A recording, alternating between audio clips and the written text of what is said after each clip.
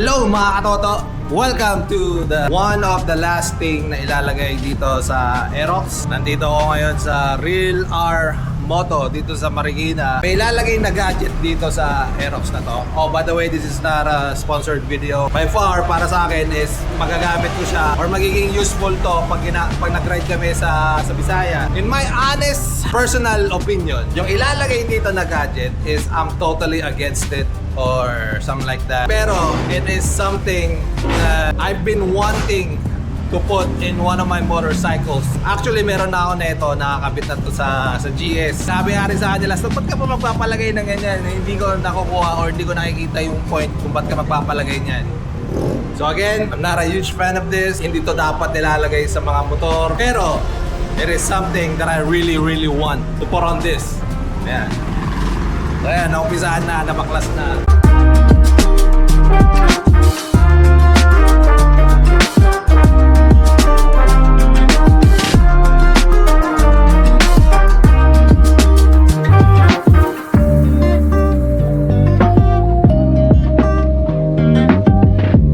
Wait lang po natin siya ng mga ilang seconds at bago siya mag-open. May delay kasi siya. Every time ba o Every time po.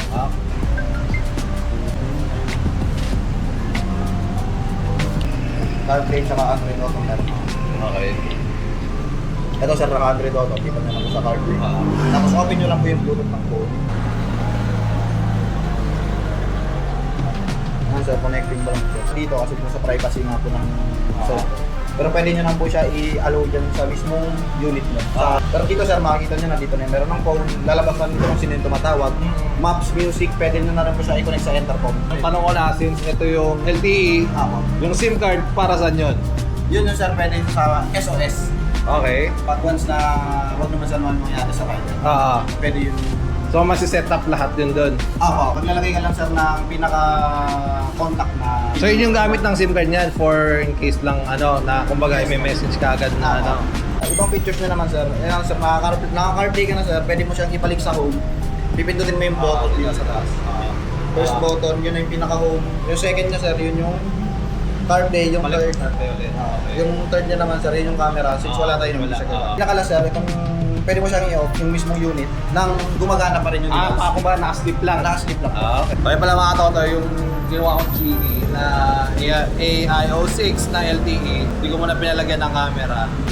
Kasi sa biyahe, naka-camera naman yung helmet ko, naka-360 naman ako. So, siguro pag nilipat ko na lang to sa Vogue or sa ATV ni Lastog, doon ko na siya palalagyan ng camera. So for now, basic CarPlay, kasi kailangan ko yung maps pagdating sa sa biyahe. Kim, ikaw? Jai. Yan, Jai. Sila yung gumawa. At si Jomar, medyo may sakit nga lang siya. May sakit ka? Ayan So, Real R Moto. Ayan, Chigi. Ayan. Saka kumbaga, kaya na naman dito minout or dito nila minout kasi wala nang iba eh. Ayan, so dito na lang nilagay sa may side mirror. Kasi lahat, wala. Sinubukan na lahat. Kumbaga, ito na yung pinaka-closest sa malinis na pwedeng ilagay yan. Kasi kung naka-Aerox ka, alam mo naman yan, puro kahang Aerox eh. Hindi kagaya ng ADB, puro tubo yan. O, ayan. Alright.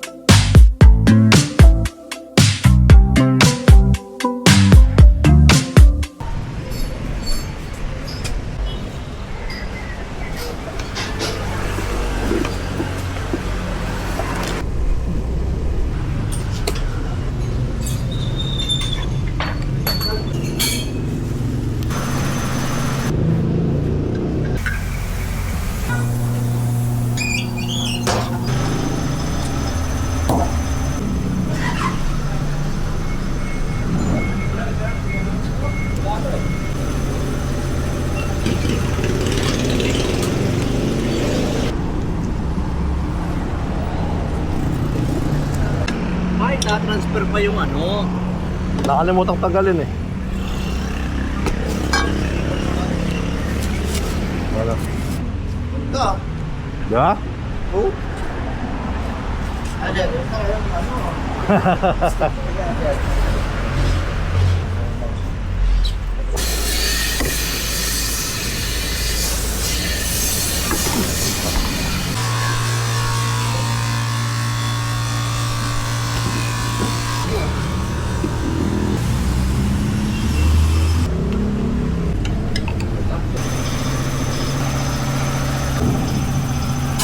Sige kaya.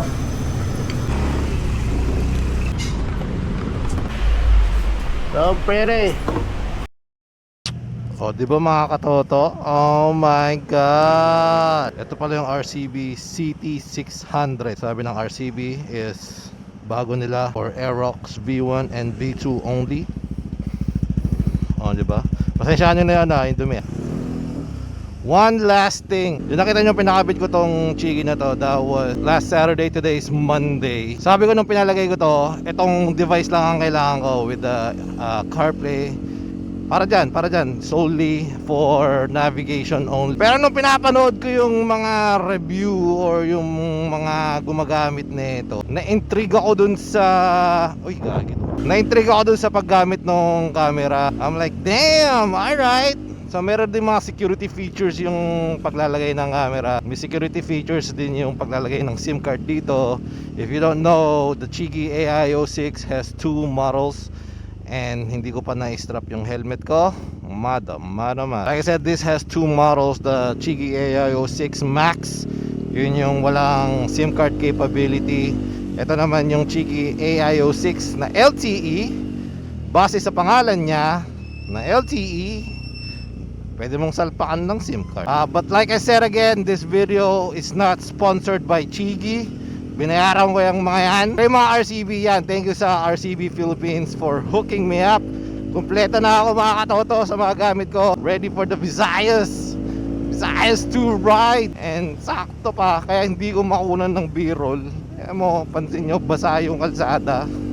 So, I'm going back to the shop. Naglagay na itong Chigi, the Real R Moto dito sa Marikina. And magpapalagay din ako nung camera for now. Kasi doon pala, alam nyo ba, na pag may camera tong Chigi na to, tapos may SIM card and shit, let's say hiniram ni Lastog tong motor ko, pwede ko palang ma-view via the Chigi app or something. Or pwede ko nang matrack tong motor. Plus, kung may camera siya, pwede ko rin makita kung nasan yung motor, kung saan siya dumadaan, like video feed wise. O, diba? And like I said again, this is one of itong device na to, it's one of the most dangerous thing that you can put on your motorcycle if baguhan ka sa pagmumotor. Kasi napalaking distraction yan. Sobra. Ako ilang beses na ako tumingin baba dito. So like I said, I'm not personally, my honest opinion, hindi dapat to nilalagay sa mga motor. Nilagay ko lang to kasi nga uulitin ko dahil gusto ko. Para sa Visayas ride namin, for security purposes and for navigation. Kasi malamang sa group ride namin na yan, kahit 5 lang kami, may mga mangyayaring hiwalayan dyan. So kailangan ko up to date ako kung saan kami pupunta and all that. Na kayo magpalagay nito if baguhan ka, if madali kang madistract, if yung mata mo laging gusto may screen na nakikita, this is not for you. And of course, to press pow sa MT Motortech. Damn, na-change oil na nila to. Inayos nila yung brake drum ko sa likod. Kasi yun nga, may mali na dun sa mags na nakalagay sa akin. Ewan ko, parang hindi compatible yung brake shoe or something. I don't know. Naiwan na yung lumang mags ko doon. And if you're interested, yes, I will for sale that. So here it is mga toto, Real R Moto. Ay, sarado pa. Sabi kasi nila 11 eh. Pero that's okay.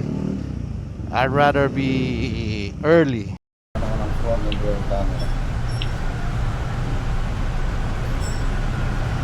Ay sir, magagamit na natin yung button dito.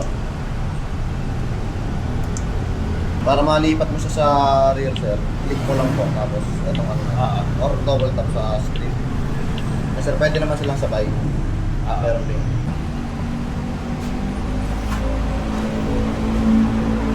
Just like that. Ayos dito. Galing nila. Bilis. Thank you ah. Thank you, Ken. Thank you. Woo-wee. Woo-wee. Dito na namin nilagay sa ano yung camera kasi walang paglalagyan talaga eh. Ito yung camera. Oh yeah. Alam ko ano to eh, 60 frames per second na siya. So, I don't know how it will do on a night shot pag 60 frames per second. Alam naman natin kapag sa gabi kailangan mababa ang frames per second mo eh. We'll see. So I guess it is recording now. Wait, ano tayo? Recording ba? Alam ko recording. Yeah, it's recording. Thank you to Real R Moto. Thank you so much for accommodating me. Again, I'm gonna emphasize this. This video is not being sponsored by Chigi. I did bought this Chigi device with Lastog Rider's own money. Na hindi niya alam, no? I'm just kidding. Love you, babe. Thank you, babe. So happy. Woo! Ready na to, mga katoto. Ano ba yan? Ready na to sa Visayas. All goods na tong motor ko. Gusto ko sanang i-b-roll, mga katoto, kaso ang dumi simulan kanina. Pero hugasan ko muna, then i-b-roll ko bago kunin ng gumande, kakarga sa sasakyan. Kasi ang plano, mga katoto, if hindi ko pa nasabi or siguro hindi ko pa nga talaga nasabi, na hindi muna kami magra-ride from dito sa Manila all the way to Bicol. Mag-i-start kami sa, yun na, nakalimutan ko na kung saan kami mag-i-start mag-ride. Everything, makikita nyo lahat, i-document ko lahat kasi this is my first life experience na magra-ride ng ganito kalayo on a scooter.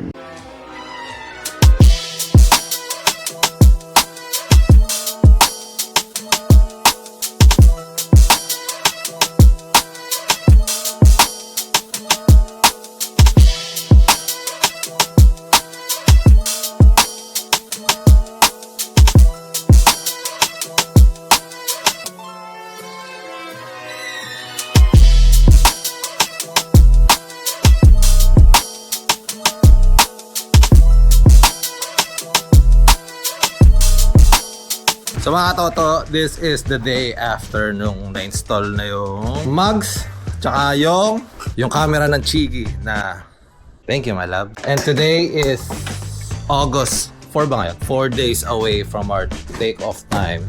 Nilagay ko na yung riding shoes and my chinelas as ordered by Lastog kasi yan ito. Yun yung truck ng gumande kasi kukunin na nila yung motor. Kaya yung motor na yun nakuha niya. So, eto nga pala si... Pala mo ulit lang.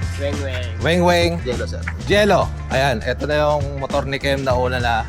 Yung motor lang ba namin kukunin nyo? Kaming dalawa lang? Mas mamaya pa po yung pinahin mo. Okay. Sige, teka lang. Magpa-vlog din sa ako eh. Teka lang ha. Bago nga pala yan, syempre, I've been working hard and bigyan ko muna sila ng little bit of token kasi mahirap tong ginagawa nila. Regalo ko sa inyo. Sige. Tumulong ka, babe. Motor mo yan. Yes. Ayan na. Nakita niyo ba yung bagong... Huwag kang magulo. So, ayan na lahat. Ayan na yung mga bagong nailagay dyan. Yung lalong-lalo na yung Itong si Jello at si Weng. Sa all the duration ng trip namin na to, lagi nyo silang makikita. Tama kasama namin kayo, di ba? The entire ride, kasama namin sila. Sila yung backup car na susunod sa amin. Yeah, it'll be pretty fun. So mga toto, the next video na makikita nyo or the next vlog na makikita nyo, siguro nasa biyahe na kami. Kung dito kayo sa YouTube, medyo delay ng konti. Pero kung nasa Facebook kayo, medyo updated. Yun lang. Alright.